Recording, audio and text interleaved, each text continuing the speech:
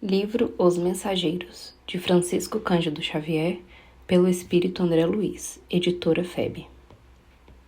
Prefácio. Os Mensageiros. Lendo este livro, que relaciona algumas experiências de mensageiros espirituais, certamente muitos leitores concluirão com os velhos conceitos da filosofia que tudo está no cérebro do homem, em virtude da materialidade relativa das paisagens, observações, serviços e acontecimentos.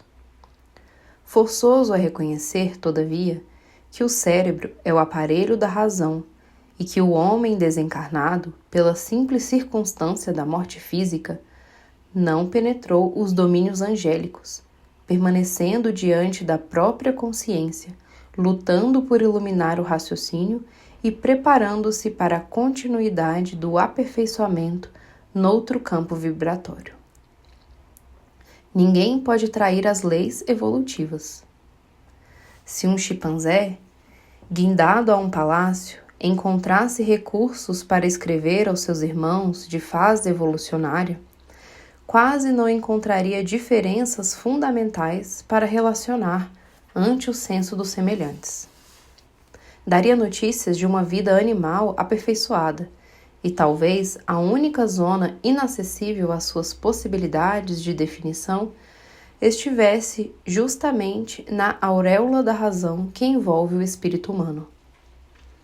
Quanto às formas de vida, a mudança não seria profundamente sensível. Os pelos rústicos encontram sucessão nas casimiras e sedas modernos.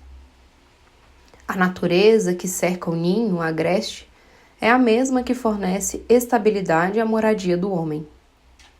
A furna ter-se-ia transformado na edificação de pedra. O prado verde liga-se ao jardim civilizado.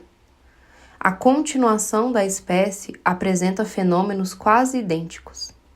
A lei da herança continua com ligeiras modificações.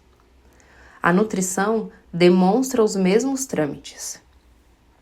A união de família consanguínea revela os mesmos traços fortes.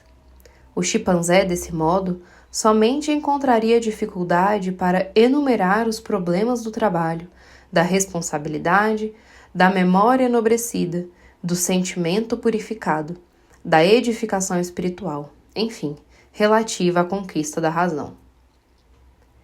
Em vista disso, não se justifica a estranheza dos que leem as mensagens do terror das que André Luiz endereça aos estudiosos devotados à construção espiritual de si mesmos.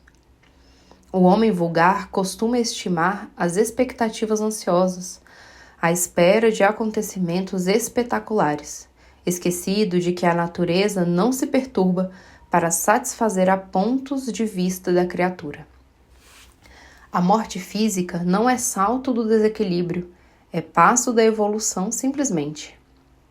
A maneira do macaco, que encontra no ambiente humano uma vida animal enobrecida, o homem que após a morte física mereceu o ingresso nos círculos elevados do invisível, encontra uma vida humana sublimada. Naturalmente, grande número de problemas referentes à espiritualidade superior aí espera a criatura, desafiando-lhe o conhecimento para a ascensão sublime aos domínios iluminados da vida. O progresso não sofre estacionamento e a alma caminha incessantemente atraída pela luz imortal.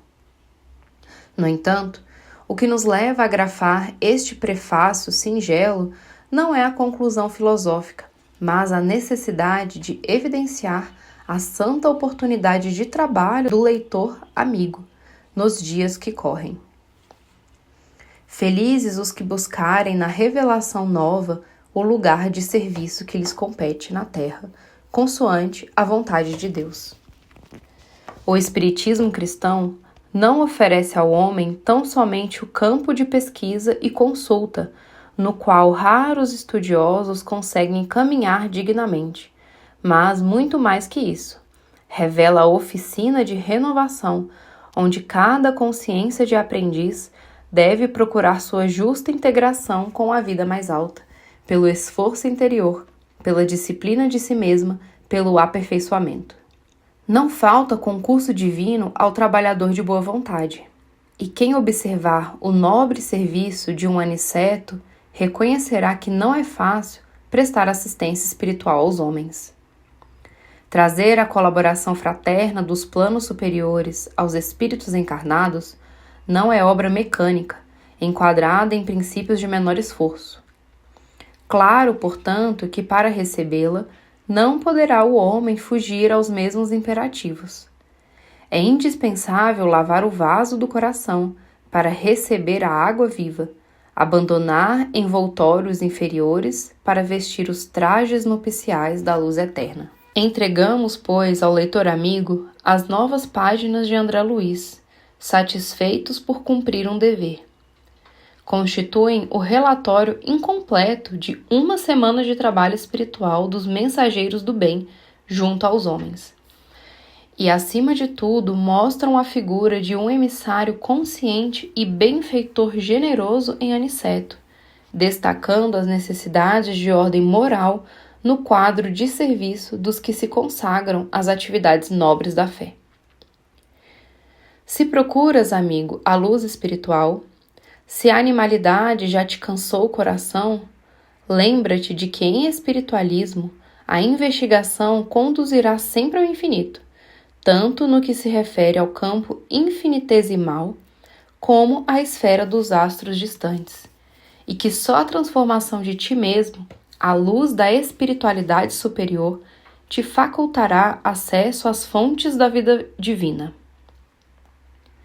E, sobretudo, recorda que as mensagens edificantes do além não se destinam apenas à expressão emocional, mas, acima de tudo, ao teu senso de filho de Deus, para que faças o inventário de tuas próprias realizações e te integres, de fato, na responsabilidade de viver diante do Senhor.